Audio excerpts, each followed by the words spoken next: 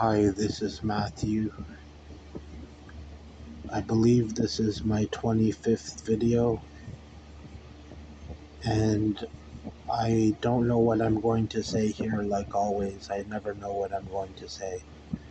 And all of my videos so far have been unedited and straight to the point without any pre-planning, and they're all one-take videos. It's always a one-take video with me.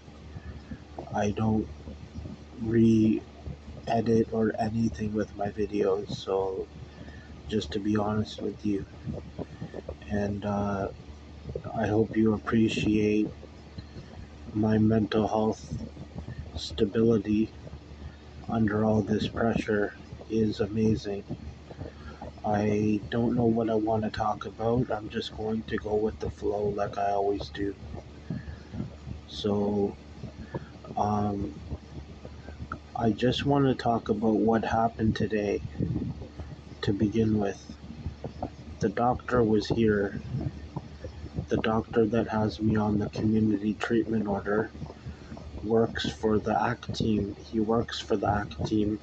That's ACTT team in Barrie, Barrie.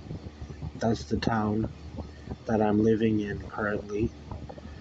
And he has me on a treatment order. He works for CMHA. The ACT team is under CMHA. The ACTT team is under CMHA. And his name is Dr. Maher. And CMHA is the Canadian Mental Health Association. His name is Dr. Maher, Maher, and he's been abusing me for a year and 6 months. He's forcing me to take medication based on lies by the police in Orillia. Orillia is spelled Orillia. That's Orillia, and that's a town near Barrie, just north of Barrie. I called the police while I was at a hotel because the managers were pounding on my door, and I was late checking out because I was up all night, and I couldn't sleep from some trauma that happened to me earlier, and the police were called by me in the morning because the managers were pounding on the door, and I was kicked out of the motel room by a cop that I knew who had helped me in the past. He had bought me boots in the past. He had been very respectful with me. His name is Mike Kitchen, Officer Mike Kitchen, and he's the mental health officer for Orillia.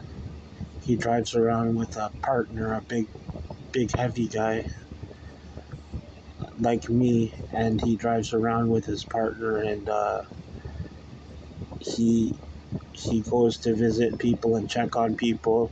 He said his main job is identifying people with mental illness, so they just keep an eye on everybody, and which I disagree with. But this officer helped me.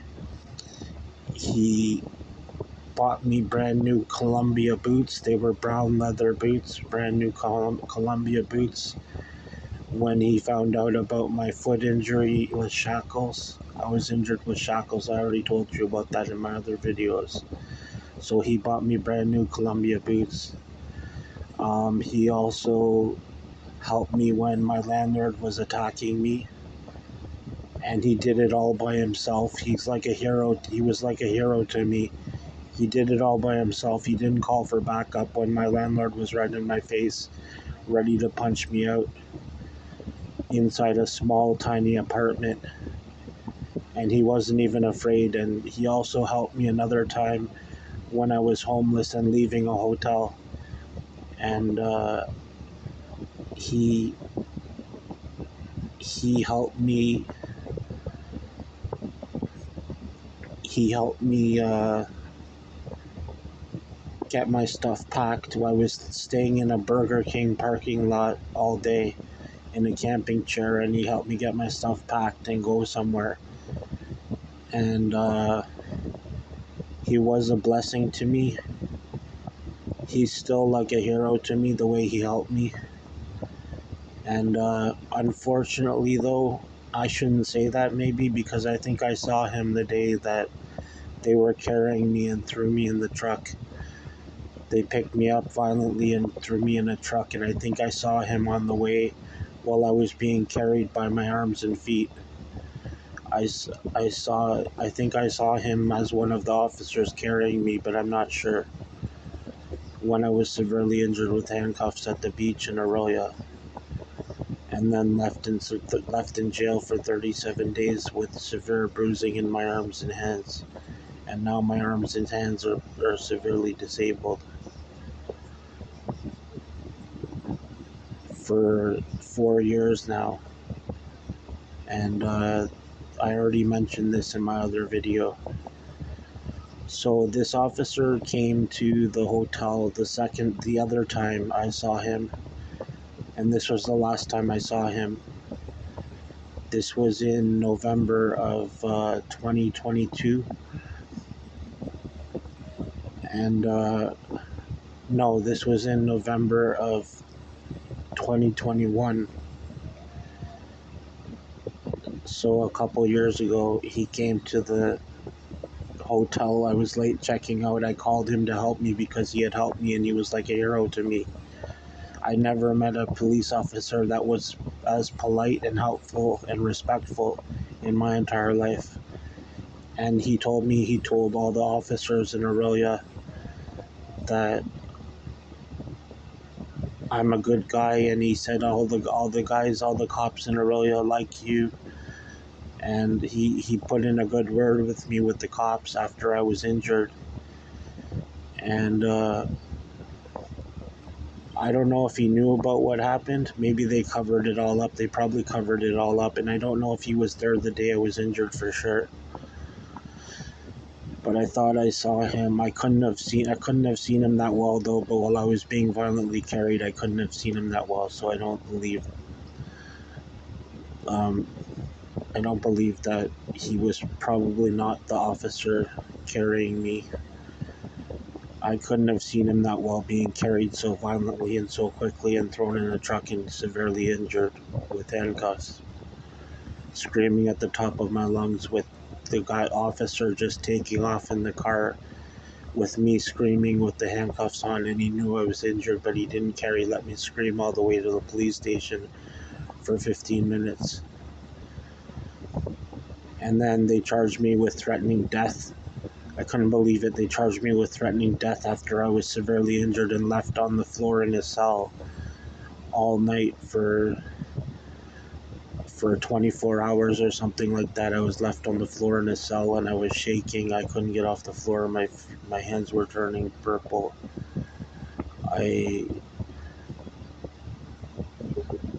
I couldn't believe it. And then they charged me with defecating in the cell because I couldn't get off the floor because my hands were so severely injured and turning purple. I couldn't move my hands for 50 days. I was left in jail like that. I could barely use my hands for 50 days. And I was left in jail for 37 days. And so they left me on the floor at the police station, and they let a lady watch over me from outside on the camera, but she never showed her face to me, and she was making fun of me and laughing and saying I'm very entertaining. That's what she said. You're very entertaining, Macintosh. And I was left in the cell for so long that my hands did not recover. And they told me later on that I could have had ice packs to get down the swelling and I wouldn't have been injured as badly, but they didn't take me to the hospital on time. They just let me shit on the floor and look extremely sick and beg for help. And then they took me to the hospital the next morning because I refused to go anywhere except the hospital. But they poisoned me with orange juice. They poisoned me with orange juice at the police station I I got sicker, and to keep the swelling down at the hospital or something like that. So I want to get back to what I was saying though. The officer that came to the hotel, Mike Kitchen, the mental health officer, I called him. I was late checking out. The managers were pounding on the door, and I was so tired that I called him to help me to calm down the situation. And I didn't want to do anything crazy because they were harassing me on my door, and I had all my stuff unpacked from my apartment in the room. I didn't have time to pack it up on time, so I called him to help me because he was my buddy, right? And then Officer Mike Kitchen showed up and he kicked me out of the hotel room. And then he put his cruiser up against the door. And then I got so upset because I was in a t-shirt and shorts and it was freezing cold. It was like late November or something. Or it was either early November or late November, I can't remember, but it was freezing cold and it was hailing. It started hailing. Um, like really bad hail, like big stones were coming down when I went outside. And right at the point when he put the handcuffs on me, when I said arrest me, I told him to arrest me because he left me out in the freezing cold for too long. And I was confused because I was tired, so I started shouting. And he didn't do anything, he just sat there in his cruiser. And then I didn't do anything other than that. And he ended up arresting me for walking on the road because I was so upset and shouting. He ended up arresting me for walking on the road in front of a car while it was turning onto the street by the hotel. And I walked onto the road out of frustration and anger, and I wanted to get his attention that I was upset, so I walked onto the road. And then he let somebody pack up my motel room for me while I was out in the freezing cold. And I never thought, well, what happened was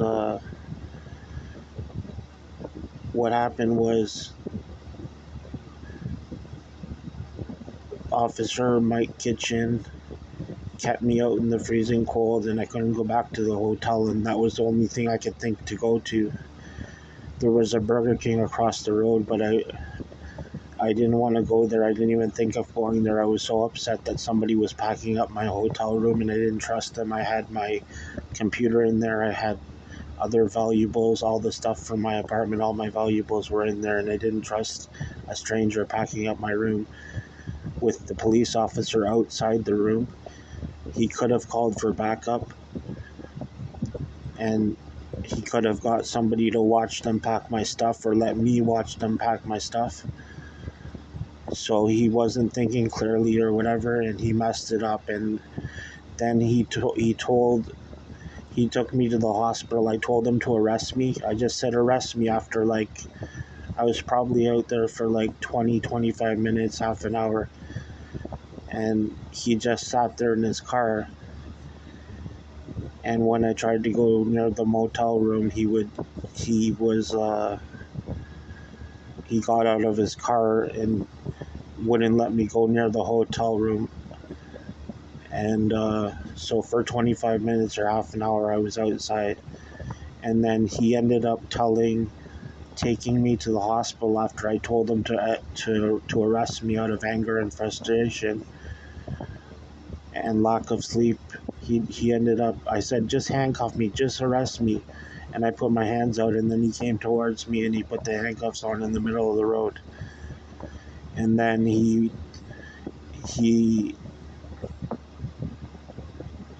he I can't think that clearly on these meds.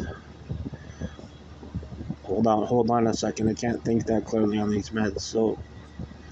So he took me to the hospital, and for some reason the story that was heard by the hospital he took me to, the story wasn't true. I don't know if he lied. He probably did lie, or he probably didn't lie. I don't know, but the story ended up being that I hit an old lady with an orange juice bottle. And you know what? Psychiatrists lie about everything.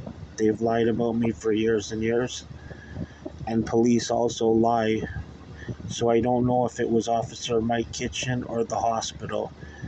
But I'm hoping this video will help sort it out. I hope this video will help sort out who was responsible for the lies. Because they never even looked into it when I was at the hospital. I was at Waypoint Hospital. I have another video about that, about what happened at Waypoint Hospital. They turned me into an old man. I can barely walk from being at that hospital, from the toxicity, from the cleaning supplies, and the medications. I'm going off track though. This is, you can tell I'm medicated because I'm going off track with this, but I'm on this treatment order now. And I didn't hit an old lady with an orange juice bottle. I'd never throw a big jug of orange juice at somebody. I threw it across the parking lot on the ground, I rolled it along the ground.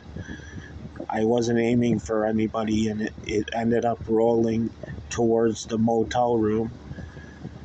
And then it went near an old lady's foot, but she wasn't that old. Like, she wasn't like a really old lady. She was just like somebody's mom, like younger.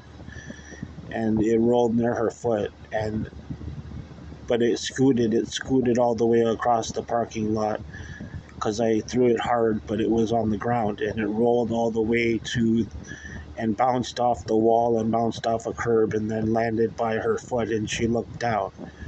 That's what happened. So just to straighten the story out, I'm trying to straighten the story out, so I hope this video helps. I hope you can see that I'm being honest and telling the truth from my tone and demeanor. So I ended up going to Waypoint, and they wouldn't let me go until I signed a paper under duress. Under duress, I signed a paper so they would let me go. And then the worker from the ACT team lied about everything. I already talked about that in my other video. The worker from the ACT team lied about everything. She said I was extremely psychotic, extremely delusional. She said she knew me for 6 months when she only knew me for like a couple months or a month and a half. She said I'm out of control and calling 911 20 times every day. That's another huge lie. She said that I'm out of control and I can't make any sense and everything like that. And now I signed the paper so they would let me go, and I had to agree to be on a community treatment order. And nobody told me that nobody explained that I could end up staying on the community treatment order forever. But that's what this Dr. Maher is doing now. This Dr. Maher I told you about, he was here today, and he at my house, and he has me on the community treatment order for a year and 6 months now, since January of 2022. And I made another video about what happened when I left the hospital, Waypoint Hospital in Penetanguishene. I made another video about that, and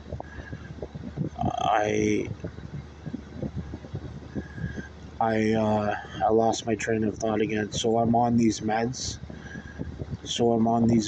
For a year and 6 months. It's the same medication I've been on for a year and 6 months. And he put me on the highest dose and the most frequent dose. It's an injection into my arm. And sometimes it makes your arm completely killing you for days and you can't sleep on your side or move around. Your hands, your whole arm starts killing you and you can't use it.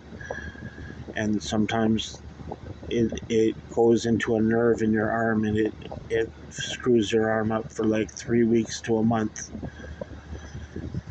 And sometimes the injection is put in the wrong spot in your arm. They miss the spot because they jab it in, and sometimes it can cause other serious health problems. I was severely ill once from it for over 5 months at another hospital in Whitby, Ontario Shores. I was severely ill, and I got, that was like the worst experience ever. And they starved me. They actually starved me at Ontario Shores Hospital. Doctor, it wasn't Patel. It was Doctor. I forgot. Doctor Chopra, Shopra, an Indian doctor. He starved me for 5.5 months at Ontario Shores Hospital in Whitby, Ontario. He starved me. He fed me a roast beef sandwich with the thinnest slice of roast beef. You were lucky if you got 2 slices of it on the bread. The thinnest slice of roast beef. I was getting no protein. I was eating a tiny lettuce salad and the tiniest juice container, like the tiniest possible juice container. That was my lunch and dinner for 5 months. And he starved me until I lost my voice for 10 months. And I was in bed. I couldn't get out of bed. And my brain was shutting down for 5 months at Ontario Shores Hospital. It did brain damage. It did severe brain damage, and it's severe trauma because the dietitian refused to feed me anything other than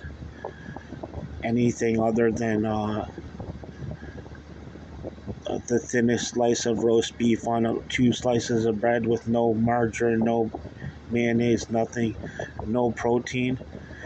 And I don't know how they got away with that still. I still don't know how Ontario Shores Hospital got away with that.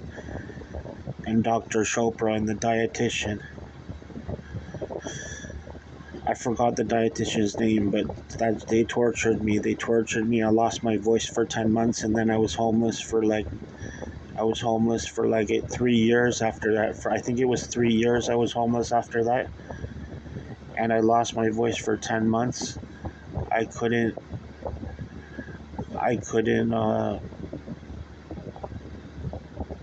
do anything. I had to go to stores and try to motion what I need, motion with my hands. It was the most tormenting experience ever when you lose your voice and you can't speak, and your voice is extremely weak and you can't speak. It's like the worst torment ever. And you have to go in stores and ask for food when you're homeless, and you can't even use your voice. Like, what the fuck is that? And that's what they did to me. That's what they did to me at Ontario Shores Hospital in Whitby, Ontario. Dr. Chopra, and I forgot the dietitian's name, and it might have been Catherine or something like that. And I don't know how they got away with this. I really don't know how they got away with this. And so now I'm on this treatment order now. I'm on this treatment order for a year and 6 months. The medication I'm on that Dr. Mayer is forcing me to take. His name is spelled Maher. The medication is making me extremely ill. My toenails are cracking and falling off. I don't have circulation to my feet. My toenails don't grow anymore. My mom told me that means you're losing circulation to your feet. I might end up losing my feet. I have memory problems all the time. I can't remember anything. I can't focus. I can't read a book. I can't watch TV. I can't talk to my friends. I can't do anything. I can't focus. I can't concentrate. I can't remember anything, and my memory resets every 12 seconds or less. Every 12 seconds or less, my memory is gone, and I have to rethink really hard and try to focus with all my energy. And I have no energy because it's so hard just to think. That's what happens when you can't think. You have no energy. And I'm trying so hard to focus right now because I wanted to get another video because it's a long time since I had a video. So the medication is extremely horrendous. The medication is causing severe abdominal bloating. My abdomen's always severely swollen. When I eat or drink anything, my abdomen swells up and I can't move. I can't get up. I haven't left my house in like forever. I'm extremely tired all the time. I I'm I can't produce semen. I don't produce semen anymore for a year and 6 months. The doctor says like that he thinks my illness is getting worse. He's such a liar. He's such a liar. And he was smirking at me today while he was telling me how long he wants to keep me on the medication.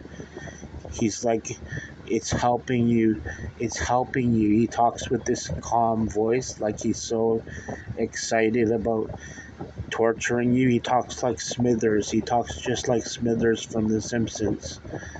He enjoys torturing people. He smirks and talks about how the medication's helping you, and your illness is getting worse. Your schizophrenia is getting worse.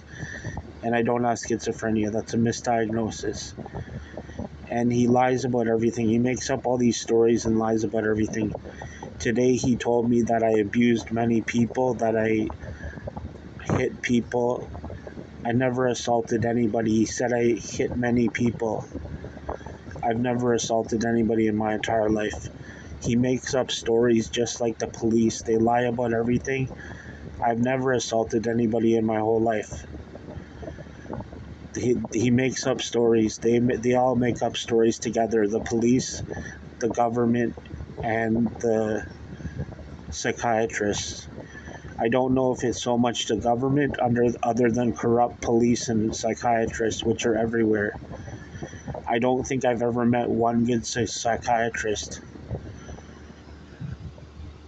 Well, actually, I did. I met one good psychiatrist, and he told me that the first one I went to or something, like a long time ago, he told me that I was just experiencing alcohol psychosis. So I was just under the influence of alcohol when I jumped on the roof of a police car and stomped on the roof and got arrested. And that's why they're chasing me. They're chasing me because I jumped on top of the roof and on the police car and stomped on the roof, which you can see in my videos. It's one of my videos there on my channel. You can see me jumping on the roof of the police car because I was tortured in jail and severely injured with my allergies. My skin was severely injured and I almost died. And I got brain damage from the plastic plates in the jail because they were heating them severely heated plastic plates.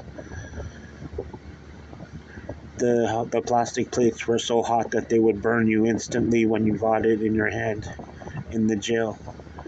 And I almost died. My head massively swelled up. You can hear about that in one of my other videos. The 20-minute video explains that.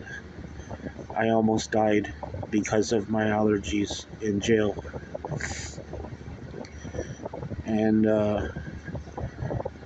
I just want you to know that this doctor came to my house today, Dr. Mayer from the ACT team from CMHA, Canadian Mental Health Association in Barrie, Ontario, Canada. That's BARRIE. Barrie, Ontario, Canada, came to my house today. He told me that he is renewing my treatment order for another 6 months while I'm getting brain damage from the medications. I don't have a choice. I have to say his name. I apologize to YouTube. I apologize to anybody who thinks that it's wrong for mentioning his name. But I don't have a choice. He has my back up against the wall. He has me in a prison right now in my house. I can't leave my house because I'm so sick. And he doesn't care. He makes up stories. He smirks. He laughs. He makes up stories about how I'm mentally ill when I'm not. I'm not schizophrenic. He makes up these stories, and I can't even think. I can't remember anything I'm talking about or anything my friends are talking about. When I call my friends, I just sit there on the phone because I'm trying to be real with my friends. When you talk with your friends, you want to be real with them and you want to be yourself and enjoy the conversation. But I can't. For a year and 6 months since I started on this medication, when I'm on the phone with my friends, I'm silent. I don't say anything. I say a few words here and there. I can't even think clearly because I'm so severely depressed from what the medication's doing to me. So Dr. Maher, you're called out. I'm calling you out, Dr. Maher. And today I picked up a chair and smashed it on the ground in front of him. I turned my back to him and smashed it on the ground. And he just walked away, and I told you, fuck you. I said, fuck you, doctor. And I was shouting outside my house because I wanted my neighbors and everybody to hear what I'm going through. I shouted at him for 2 or 3 minutes. I was asking him questions and everything, like, what's wrong with you? Why don't you care? I was like, I never assaulted anybody. He said I assaulted many people. He's like, it's in the charts. I saw the medical charts from the hospitals. It says you assaulted many people. And then he was going on and on about trying to cut me off. That's what he does. He cuts people off while they're speaking and talks over you, and then accuses you of not listening to him. He's done that since day one. And he claims he knows everything about me. He claims that he knows that I'm better on the medication when he's never seen me off of the medication before I met him, talking to my friends or anything. So I took a chair and I smashed it on the ground. And then I said, fuck you, doctor, and stormed inside to my house.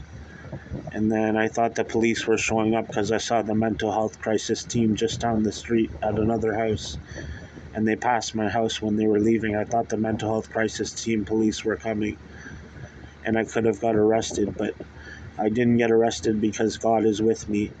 And I think I put him in his place. I told him he needs Jesus. He needs to get saved and repent of hurting people with medication. And he looked shocked. You can tell from the reaction on people's mouths and their eyeballs sometimes that they're shocked or smirking or whatever. You can tell what they're feeling sometimes. This doctor is torturing me. I want this to be over with. I want it all to be over with. I'm sorry, YouTube, but I have to say his name. Please don't take my channel away or anything, because this is my only evidence of my injuries in jail. I need this channel, YouTube, so please don't erase these videos if the doctor reports me. I'm doing all I can do to protect myself from being injured again by anybody. The whole purpose of my channel is to protect myself from being injured again, because I was severely injured with handcuffs and shackles. So the whole purpose of this channel is just as self-defense. Instead of going out there and fighting with the police and fighting with the psychiatrists, I'd rather just post this publicly, because I believe in free speech and self-defense, and nobody should be without justice. Okay, thank you for listening.